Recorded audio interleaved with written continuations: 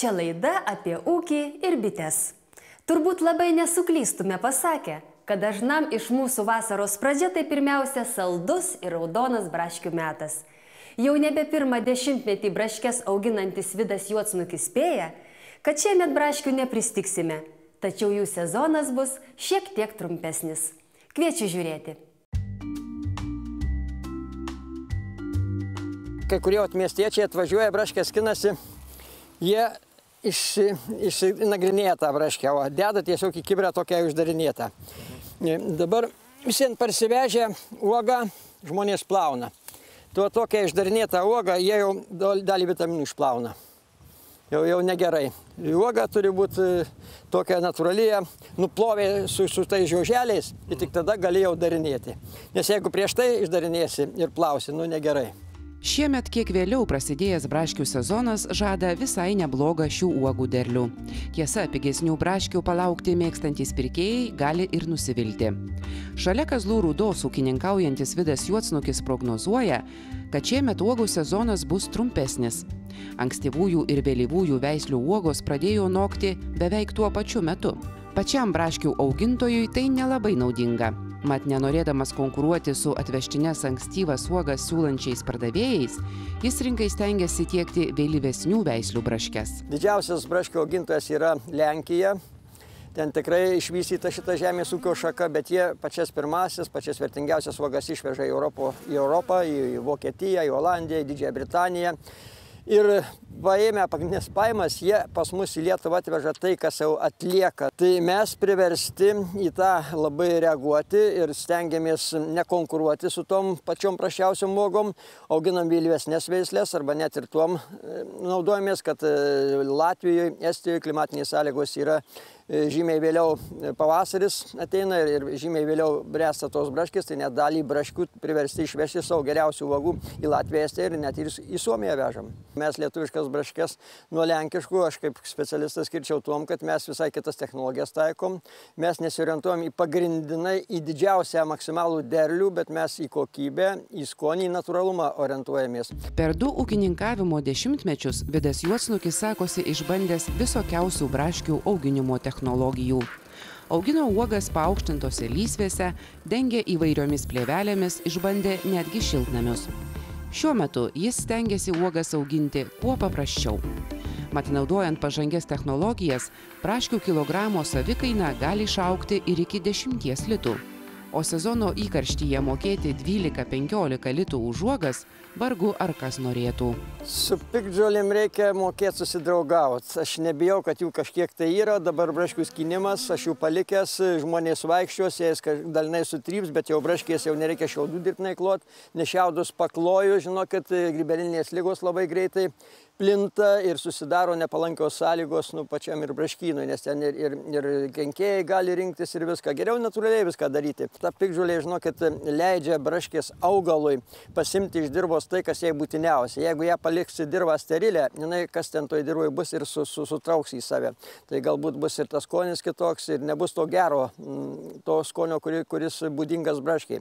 Nes braškiai yra, kaip čia pasakyti, reikli tam tikriem elementam. Tai daugiau geležiai, molibdenui, manganų ir kitos. Kiti elementai, kurie būdingi ir reikalingi braškiai. Tai jeigu ten dirvui viską paliksi ir dar kitus tos elementus, tas skonis kažkiek tai kinta ir jisai prastėja, tas skonis. Taip, kad ne vien nuo saulės skonis priklauso, bet ir nuo aplinkos, kurioje auginama. Ir aišku, technologijos. Vido Juodsnukio laukuose ir patys galėjome įsitikinti, kad skaniausios tai nebūtinai didžiausios ir gražiausios uogos. Pačiame braškyno pakraštyje ant žolių jau beveik nustelbtų uogakrūmių raudonuojančios gana smulkios uogos nustebino ir skoniu, ir aromatu. Nereikia to sterilumo braškė, nereikia to dirbtinio maitinimo, nereikia ten amino rūgščių. Jinai turi rasti dirvoje tą, kas jai būtina. Aišku, minimalus patręšimas turi būti. Ir ką braškė turi kvepėti, turi skonį turėti, būdingą braškė, o ne kažkokį tai dirbtiną. Mes visą laiką čia atvažiuojam ir perkame, ir patys prisiskinam, ir uogienės verdam, tikrai labai skanu, labai geros. Visos iš eilės skiname, didesnės ir mažesnės, todėl kuo įvairesnės, to jos natūralesnės, nes jeigu auga visur vienodo dydžio, tai jau žinau, kad tikrai nebus natūralios. O jeigu tik jos skirtingo dydžio, tai jau čia pats faktas įrodo. Daugiausiai mechaniniu būdu dirbam, ruošiam dirvas po 2-3 metus, kad kiek įmanoma su piktžolėm sukovoti. Aš irgi savo braškyną praeitais metais įregistravau kaip išskirtinės kokybės braškyną, tai čia irgi labai griežti apribojimai ir tikrinimai yra, ir trąšų normos, ir apsaugos priemonės turi būti griežtai reglamentuotos pagal tam nustatytą tvarką. Nu, aš tos tvarkos ir tų griežtumų visiškai nebijau, nes aš pats daugelį metų auginu kaip natūraliai, kaip matote, visur to žolės nebijau, kad kažkokia tai yra. Taip, kad išskirtinės kokybės tikrai galbūt padės ūkininkam kažkiek tai pajamų gauti daugiau, nes braškės, kaip ir pievos, panašias tiesioginės išmokas gaudavo, o investicijos tikrai yra žymiai didesnės į braškynus. Sertifikuotos išskirtinės kokybės žemės ūkio produkcijos augintojai, tiekdami rinkai kokybiškesnius vaisius, uogas ir daržoves, ne tik įgyja pranašumo prieš konkurentus. Jie taip pat gali gauti ir Lietuvos kaimo plėtros 2007-2013 metų programoje numatytą paramą. Uogų augintojams už hektarą sertifikuotų uogynų 5 metus gali būti mokama beveik 1200 litų dydžio kasmetinė išmoka. Dar aš tik tai praeitais metais nuo pusės metų įsiregistravau, gavau tą išmoką praeitais metais, 5 hektarus aš deklaravau kaip išskirtinės kokybės. Ten yra galimybė dar iki 10 000 litų gauti reklamai, gauti etiketėm, gauti tarai. Šiais metais tikrai stengsiuosi pasinaudoti tai paramą. Ir tai tikrai bus nemaža parama ir tokiam smulkesniam ūkiui, šeimos ūkiui. Lietuvos šeimos ūkininkų sąjungai vadovaujantis Vidas Juodsnukis sako, kad tokių nesudėtingų paramos mechanizmų, koks numatytas programoje aplinką tausojanti vaisių ir daržovių auginimo sistema, arba priemonėje pusiau natūrinis ūkininkavimas, labiausiai ir reikia smulkiems šeimos ūkiams.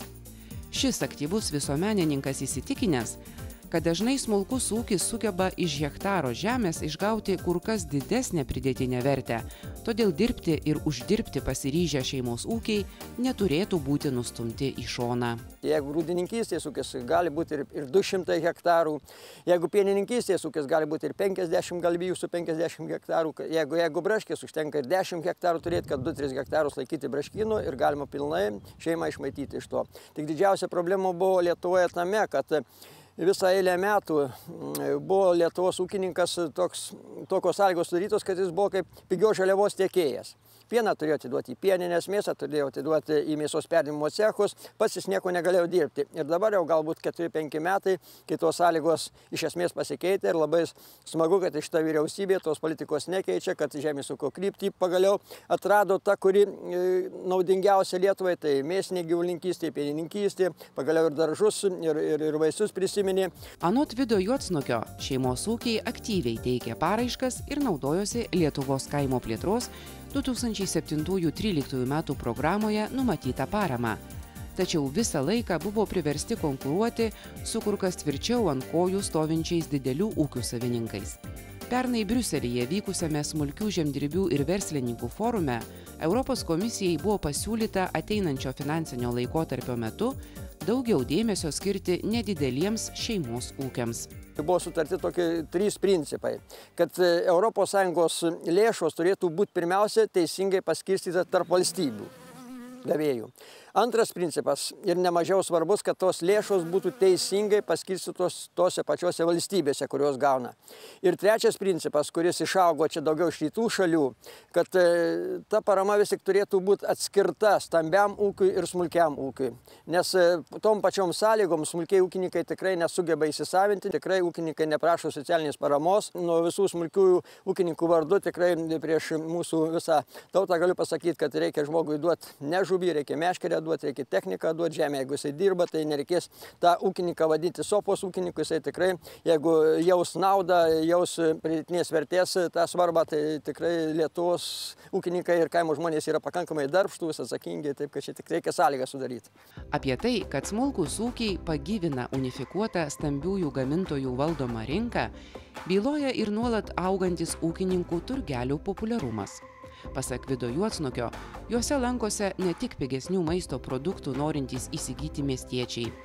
Kur kas dažniau čia apsilanko žmonės pasiilgę natūralaus, pramoninės gamybos nesugadinto skonio. Vilnius buvo pionieriai, Timo turgelį turėjo, aš ne vieną kartą ten buvau, tikrai tai buvo labai pozityvus ir teigiamas dalykas Lietuvoje atsiradęs. Ten tie įkūrėjai to turgelio labai daug turėjo paprakaituoti, kad įrodytų, kad tai Lietuvoje įmanoma. Ir mes prieš 5 metus suorganizavom turgelį Kauno senamiestyje prie restorano Žemynų upė. Jisai vyksta kiekvieną šeštadienį ir dabar tai yra jau pats didžiausias ūkininkų turgelis Lietuvoje, nei Vilniuje, nei kitur nėra. Apie 70 ūkininkų ten suveža savo produkciją ir man tenka stebėti, kaip per tuos metus ūkininkai išaugo, sugebėjo tą žaliavą, pieno žaliavą perdirbti į sūrius. Tų sūrių pasirinkimas yra didžiulis. Toliau, kas liečia duonos gaminius, irgi didžiausias pasirinkimas, mėsos gaminių didžiausias pasirinkimas. Taip, kad ta linkmė į šeimos ūkį tikrai teisinga. Tik tai mano manymu ir šito neužtenka. Reikia vis tik organizuotis, kad tokiems smulkiem ūkininkam, kurių Lietuvoje yra virš 100 000 vienetų įregistruotų, reikėtų padėti sukurti logistikos centrą. Daugelis smulkių ūkininkų įsitikinę, kad tik tokie ūkiai kaip jų padės atgaivinti kaimą, suteiks jam spalvų ir jaukumo. Nedidelio šeimos ūkio savininkas kur kas dažniau ras bendrą kalbą su vartotoju. Pavyzdžių toli ieškoti nereikia. Vido Juodsnukio braškyne taip pat galima tuo įsitikinti. Skubantys ir nenorintys nugaros lankstyti miestiečiai čia gali įsigyti skintų braškių, o taupesnieji jų gali prisirinkti patys. Tikrai labai gerai, kad galima atvažiuoti patiems prisiskinti. Truputį pigiau jau mums būna ir įsitikinam, kad iš tikrųjų žmogus augina namuose ir ne tai, kad perki ten, pavyzdžiui, ir tikrai nežinai, ar tikrai žmogus pats augino, ar atvežtinės prekiauja. Valgyt galima skinant kiek nori. Kiek nori, nesveri tikrai nei vieno. Šitą metodą išmokau Suomijoje, gal prieš 12 metų teko būti su ūkininkų grupė Suomijoje, netoli Helsinkio, gal kokie 100 km. Tik skirtumas tas, kad ten Suomija, jeigu leidžia įsiskirti laukia, tai ten dvigubai brangesnį tą braškį. O mes kaip tik pusę kainos atiduodam žmogui vien dėl to, kad jisai skinasi, kad nereikia skinėjų prašyti, nereikia vežioti, o pasinaudoja ūkininkas lengvesniu būdu pasimti galbūt ir mažesnį pinigą, bet pasimti jį. Panašu, kad už lango pats braškių sezono įkarštis. Todėl dideliems ir mažiems smaližiams būtų pats metas uogų prisivalgyti visiems metams. Juolab, kad braškes nesibaimindami gali valgyti net ir didžiausi lieknėjimo maniakai. Jų kilogramas braškių tai tik viso labo 300 kalorijų. O štai po reklamos aplankysime Varėnos verslininkus, kurie ne tik gamina braškėms sudėti skirtus krepšelius, bet ir gamybos atliekas paverčia šilumos kalorijomis.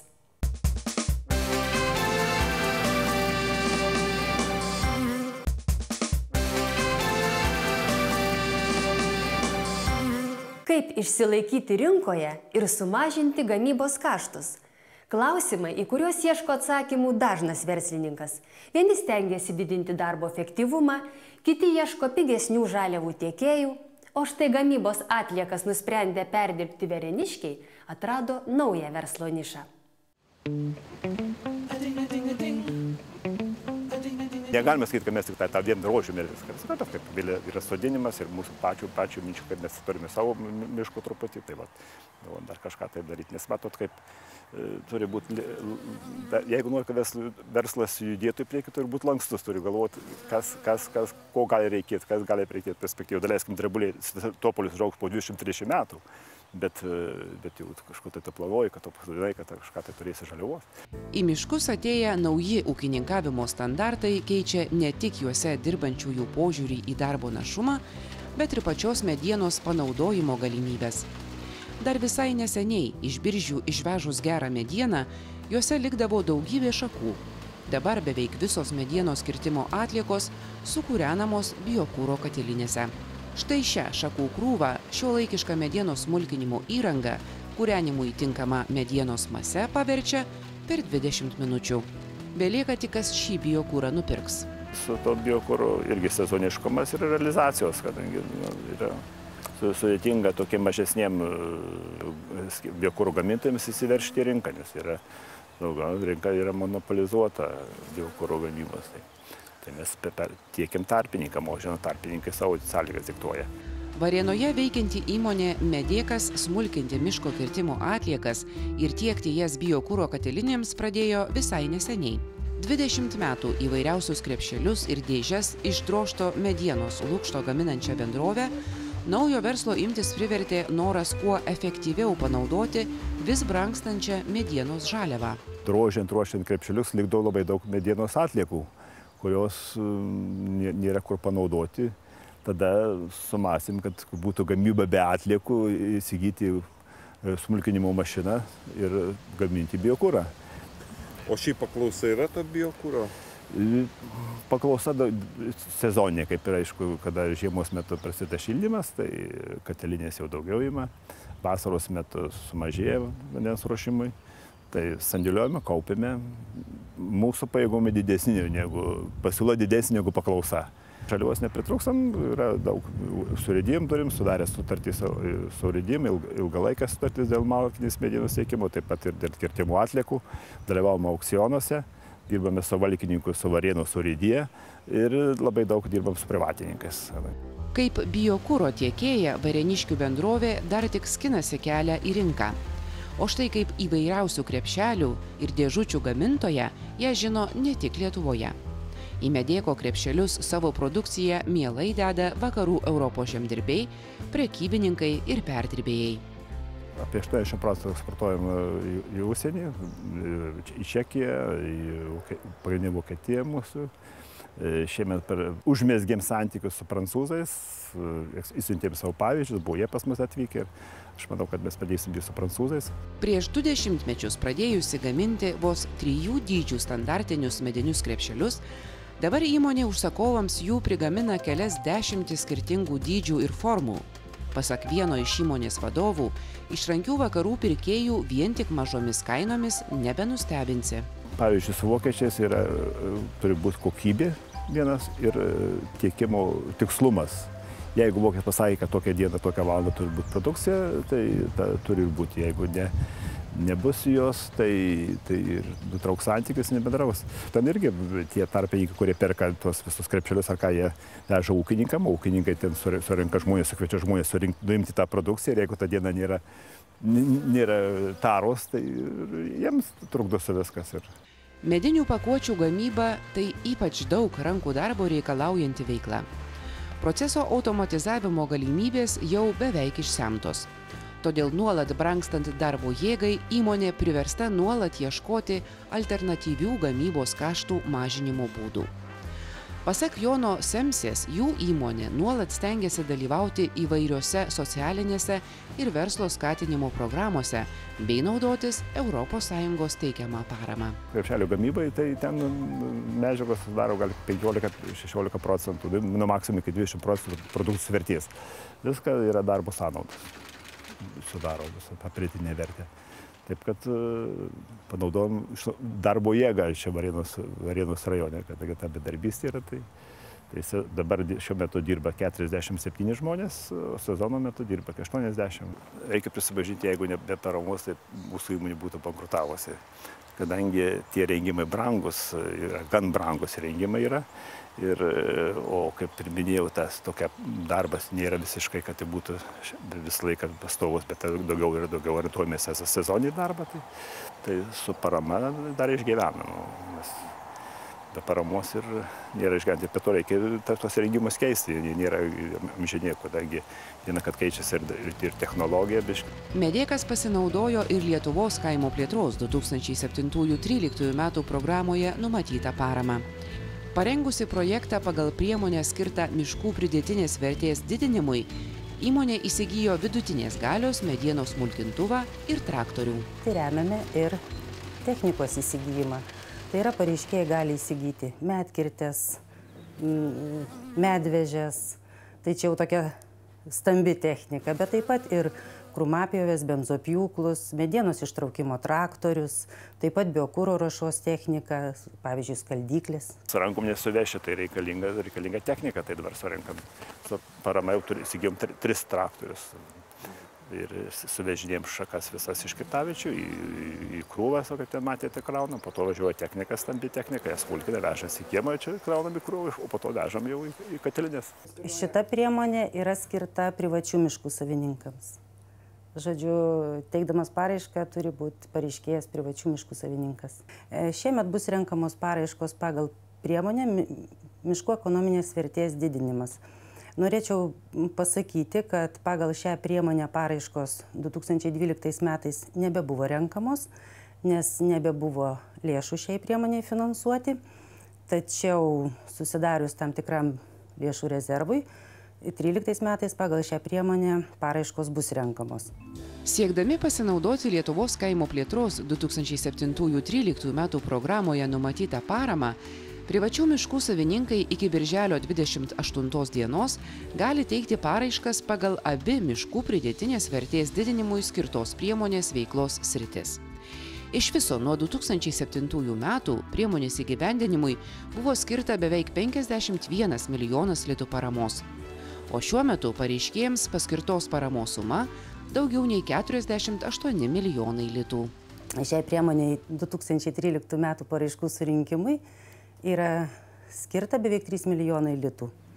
Ir paraiškos, kaip ir anksčiau, bus renkamos ir pagal pirmą, ir pagal antrą veiklos sritį. Tai yra bus remiamas ir miškų jaunuolynų ugdymas, ir miško kirtimo, apvalios medienos ar biokuro ruošos technikos įsigijimas. Tik tai skirtumas šiemet atsižvelgiant į nedidelį lėšų likutį yra tas, kad bus renkamos paraiškos tik pagal taip mūsų vadinamą mažąją paramos schemą. Tai yra bus remiamos tik tos paraiškos, kuriuose bus prašoma paramos suma neviršys 150 000 litų. Ir kitas dar esminis skirtumas, kalbant apie šių metų paraiškų surinkimą pagal šią priemonę, yra tai, kad nebebus tinkamos finansuoti išlaidos tos, kurios patirtos iki paraiškų pateikimo datos. Nuolat naujų nišų savo verslo plėtrai ieškantys Varėnos verslininkai ne tik perdirba medieną. Savo miškų turinčios įmonės vadovas prasitarė, kad yra planų ir patiems auginti krepšelių gamybai tinkančias greitai augančių medžių rūšis. Nesurim viziją, kad kažką tai padarysim, nes kol į tą rinką daleiskim ir tą biokurą tiek, kur įtieksi. Kiemą krausi, turi kažkur tai turėti, kas ims, katilinis tiesiogiai neima, kadangi yra valstybinės įmonės, turi skelbti konkursus, turi dalyvauti konkursuose, turi turėti tą įrangą, turi turėti pajėgumus, kad tu gali užtikrinti tą atinkamą kiekį produkcijos, o jeigu tu neturėsi.